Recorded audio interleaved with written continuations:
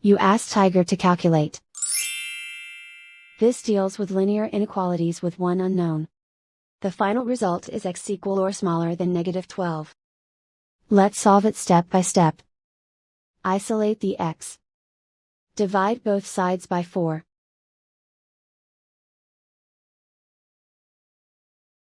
Simplify the fraction.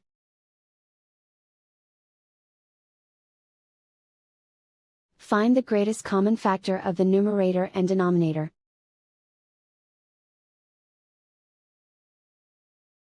Factor out and cancel the greatest common factor.